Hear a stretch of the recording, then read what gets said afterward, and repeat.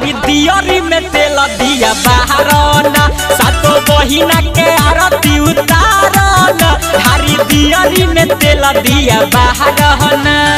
दियरी में तेल दिया घड़ी दियरी में तेल दिया बहारना घड़ी दियरी में तेल दिया बहारना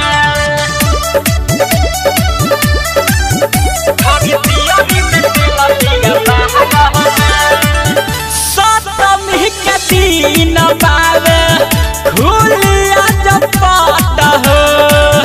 जेतन हब काम सारा कोल फट फट हो सप्तमी के दिन बावे खुलिया जब पट हो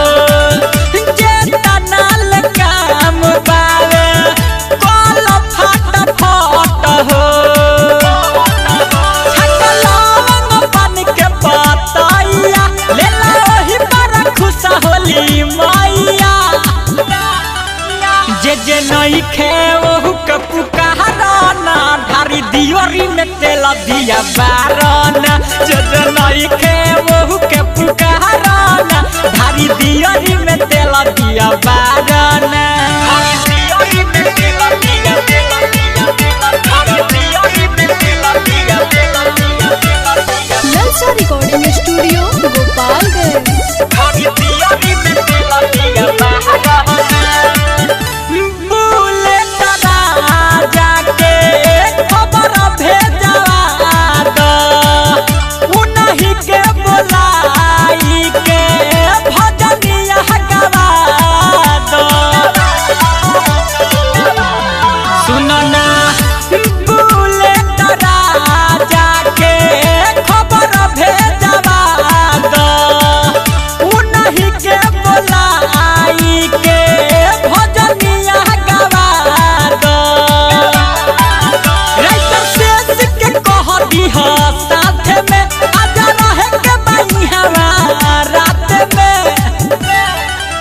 मैया रानी के रूपवा सवारना ढारी दियोरी में तेल दिया बारना मैया रानी के रूपवा सवारना ढारी दियोरी में तेल दिया बारना मैया डोली चढ़ी आई नई हर में सोरा भइल बटे गौआ नगर में